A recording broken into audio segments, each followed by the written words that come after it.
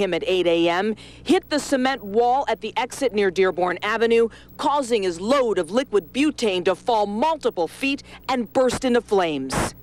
A lot of intense heat, a lot of the concrete began to spall, and it seems that part of the truck, as it fell off the bridge, hit one of those concrete supports, and you can see a lot of damage. It looks like chunks were pulled out of parts of the bridge base where MDOT crews have been assessing the damage and its capacity to still be safe.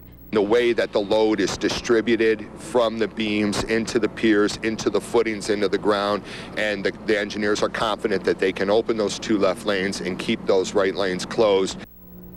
And Rob from MDOT going on to say that only the concrete was damaged, not the steel within those supports under that middle and left lane. As to why they can get it open, the stretch near the Dearborn exit where the impact and the explosion happened will be closed indefinitely. Live in Southwest Detroit, I'm Glenda Lewis. Back to you. All right, thanks a lot, Glenda. Well, the fiery crash sent flames shooting near homes, forcing residents to run for safety. Channel 7 viewer Jesus Pintoya shot this just moments after the tanker exploded on I-75 this morning. The flames quickly spread and engulfed the home at the end of Melville Street in the shadow of the freeway. Those inside only had moments to get out. We heard a big old boom. And we jumped up. By the time we jumped up, the fire was in my window and on my bed. It knocked me out of bed into the floor. As soon as I got up, got knocked into the floor, I just happened to look up at the bedroom window and I seen a huge ball of fire coming towards the house.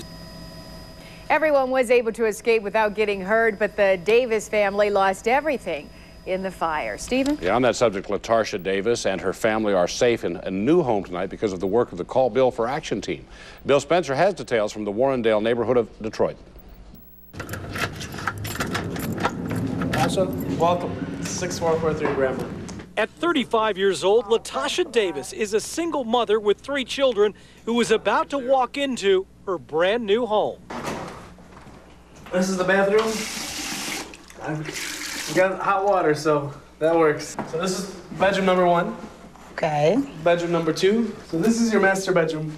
Wow, this is real nice. I like this. Hopefully you like the wallpaper. It's flowers. It's just for you. This after watching the house she raised her family in burn to the ground in one big orange fireball this morning. I heard a big boom. And when I heard the boom, automatically my side of my house caught on fire. Onto my bed. We had to jump out the bed, run into the front room, told my son to get up, and I made him get out the house. We all ran out the house. Tasha lost absolutely everything in the fire. That's when the Call Bill for Action team went to work. Wow! Take a look at this closet. You see the size of this thing? Yes! What do you think about that, honey? Almost look like a bedroom. And right away, we contacted Sonny Mandu and Moose Scheib, the owners of Mizna Mortgage Modification, a company that helps families avoid foreclosure. This beautiful 3-bedroom bungalow is being given to LaTarsha by the company to live in rent-free for as long as she likes. I want to let you know, LaTarsha, that you are going to be allowed to stay in this house rent-free for as long as it takes for you to get your feet back in the ground.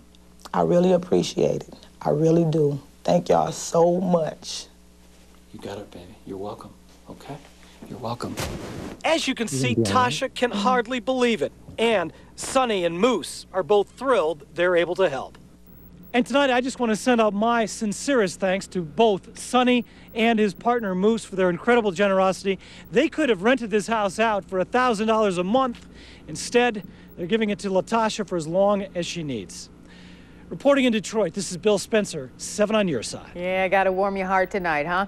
Well, the heat from the blast was so fierce it destroyed a playground in the area. The site near the crash is run by People's Community Services.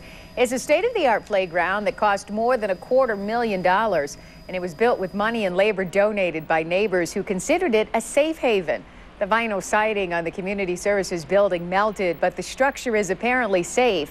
It will be closed until next week. Stephen? Yeah, I sense some of our viewers are going to step forward to help out there. We're learning more tonight about the driver and the trucking company he worked for. Ronald Martinez worked for Aero Bulk Carrier for the last 9 years. Now, from 2001 to 2005, he had 4 speeding tickets across several states. And according to government records, in the last 2 years, Aero Bulk drivers have been involved in several accidents. One attorney tells Action News the company's safety record raises some questions. You don't have 6 accidents in 2 years with that few drivers unless something is going on.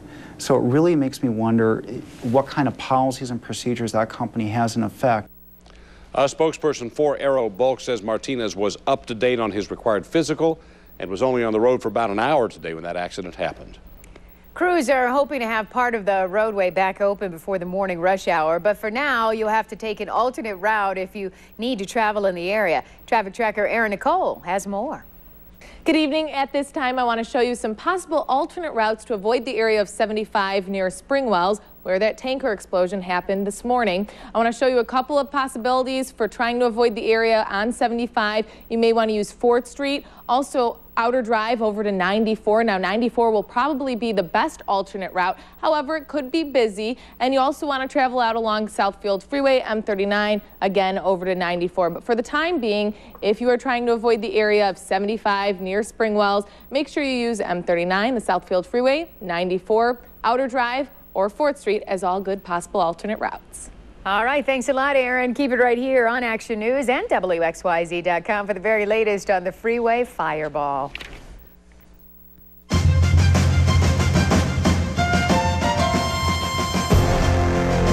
Yeah, the next primary is actually here in Michigan, but the race for president has headed south already to the sunshine and warmth of South Carolina. Reporter Elizabeth Manresa has details from Washington.